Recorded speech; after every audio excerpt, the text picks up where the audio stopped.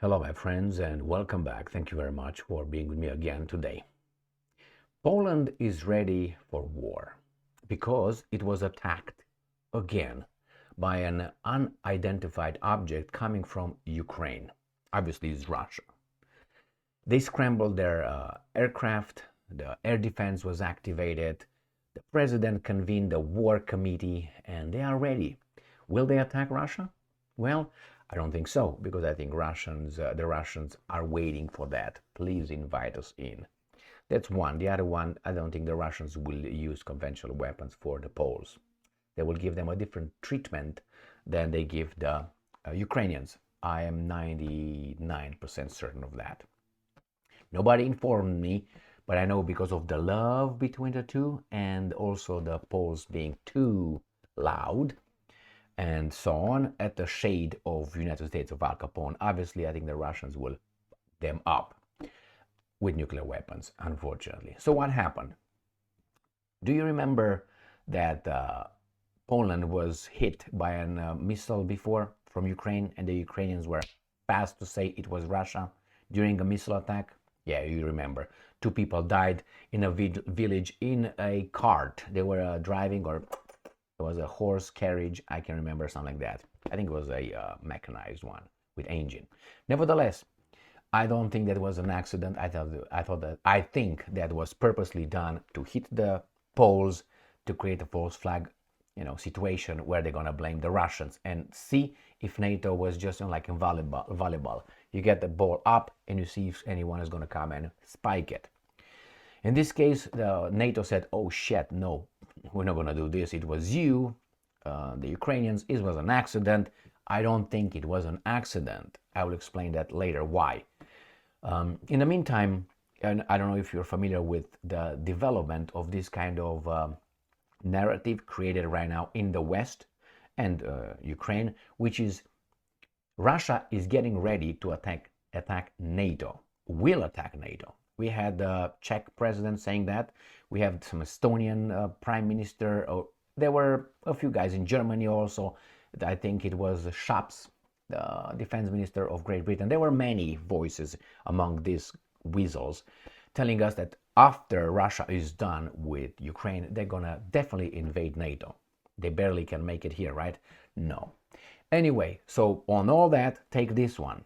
Just another false flag operation? I don't know. As I said yesterday, I didn't say that, but anyway, yesterday I made a video on from the Russians saying that the Ukrainians are preparing a false flag operation, trying to blame obviously something on the Russians, but with chemical weapons, not this kind of attack.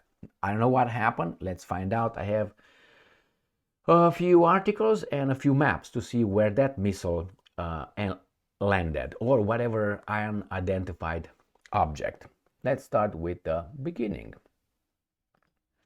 Ukrainska Pravda, 29th of December 2023. Today, or last night and the early hours of Friday the 29th, the Russians launched the biggest missile attack and drone attack, air attack on Ukraine since the beginning of the war, or whatever it's in Ukraine. It is a war. NATO versus Russia, that's too obvious. It was from the very beginning. And the Russians launched 158 air targets. Let's put them this way, objects.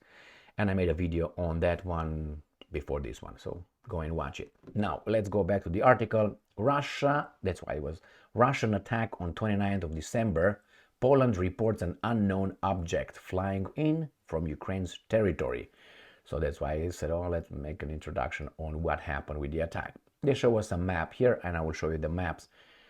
This is a village, the area. We're going to look on this almost 90, I mean more than 90 degrees angle in Ukraine. During Russia's large-scale air attack on Ukraine, an unknown object was spotted in Poland, which came from the territory of Ukraine on the morning of 29th of December.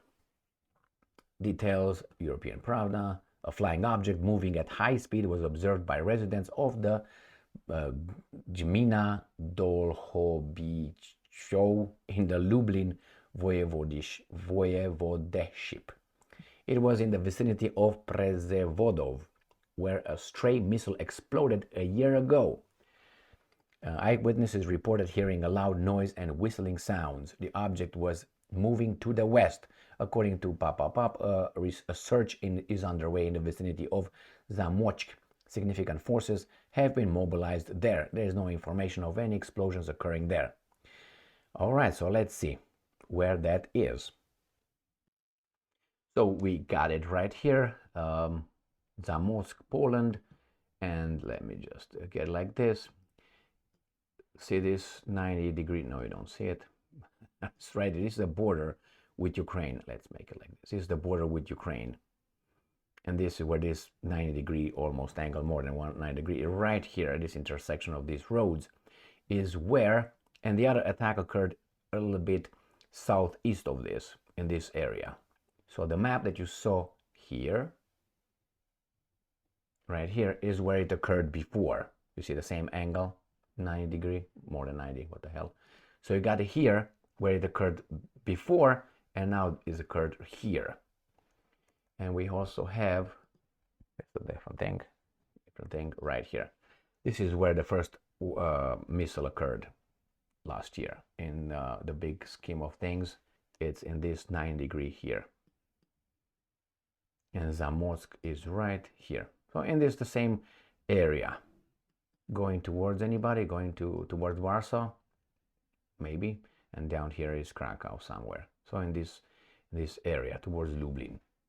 Let's go back to the article here and find out what else. Significant forces have been mobilized there.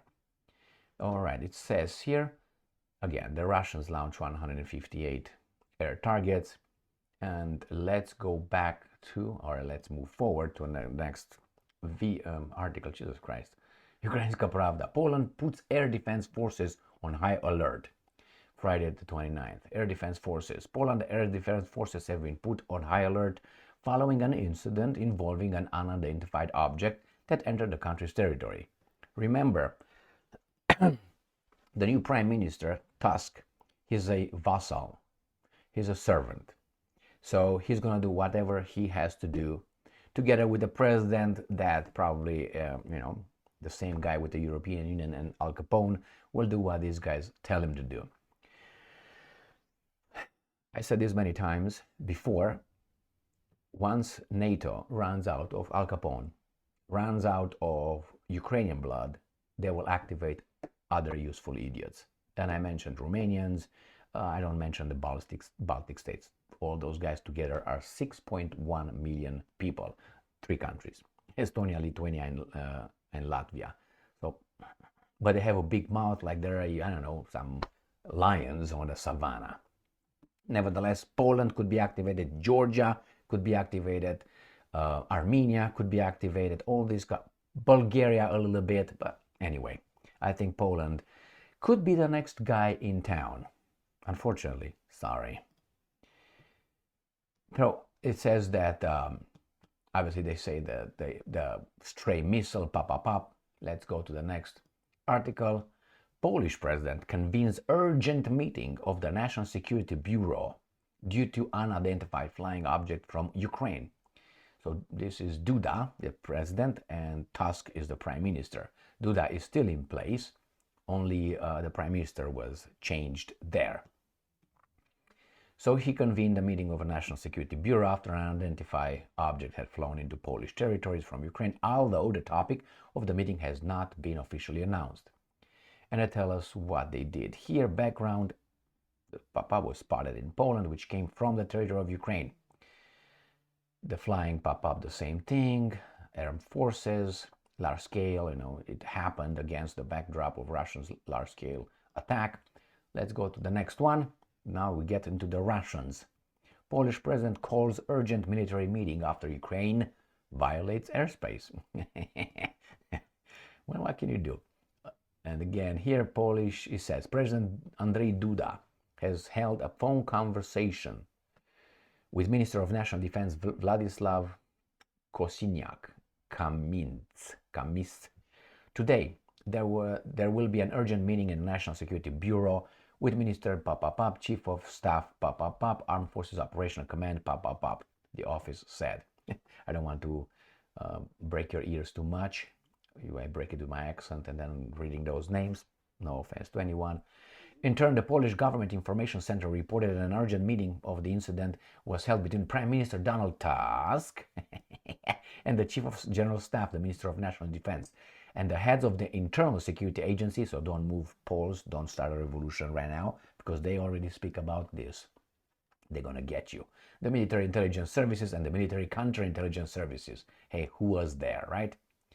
Again, this morning, I'm quoting an unidentified aerial object. This is the last year thing. Yeah, so it was right here that the guys destroyed. Who were those? Well, you see, this is a road here, and the missile that I was talking at the beginning of this video. You see, this is a road, and that missile from last year hit that poor little thing on the road while driving. Does that tell you that that's just an accident? I don't think so, and I will tell you why. We talk about probabilities and possibilities. Always use possibilities and probabilities. Let's start with possibilities. Possibilities is it possible or not? Let's say, is Emil able to fly on his own? I mean, ascend on his own, not descend like, when you're helped to fly. No, not like that. No, Emil cannot, so that's impossible. We don't move then to the next, which is probability, zero possibility, zero probability. Now, can this missile be an accident? Possibility, 100%. Could it be also launched purposely by the Ukrainians? 100% possible. It's possible. Now, how probable it is? And then you bring the context. And when you bring the context, you realize that it's highly probable that it was organized, not an incident of accident. Why? I'm going to give you the variables. Have you driven in Europe? Even if you didn't, drive in the United States of America in the countryside. There are some villages in Europe, that's the way it is, villages, very compact. And then you got roads, obviously, between other villages. In between that, nothing, just bunnies, deer, and wolves in Poland. All right? So this is what it is. And there are some roads. Now, those guys were driving that thing on a road somewhere in a village that I looked over, and I cover it in the article when it happened, on the video when it happened, of about 20 houses along the road, and they were on the road moving while that missile hit them straight on. Do you think it was an accident? 0%. It was an accident. That's what I think. Why? Look at probabilities, not possibility, probabilities. Just do like this. You go, if you want, somewhere and close your eyes, shoot a missile or rocket, go and see how accurate can you be. It's like you shoot somewhere, you have one target over there, about what? You just turn around, close your eyes and shoot it, and straight on it. There were not many that you can shoot. It's not like you shoot in a city. You shoot outside next to a village and a moving target on a road. Can you imagine how many the field could have been hit? Anything else? No. Exactly the two guys driving, a woman and a man, I think. So that's why I don't think that was an accident.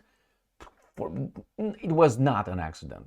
So I thought that was a false flag operation. The accident, the missile would have flown, I don't know, in the woods somewhere or in the fields. But it didn't. Moving target. I don't believe that. So here it is, my friends. The Poles, let's see how they react this time.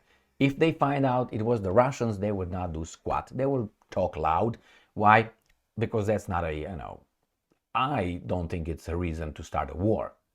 But if you want to punch someone in the face and that guy just gives you a look, you can consider that a challenge and whatever, and you can smack him. You can find whatever reasons you want just to smack someone. The same here. If the Poles want to declare war or say this have us very concerned and we need to do something about it, then they will do it. They don't even have to say it, because the media will cover for that, and they will push the narrative for the baboons, and the baboons will be like, here is a, I don't know, orange or something, or a banana or something, and the baboons will be all happy about it.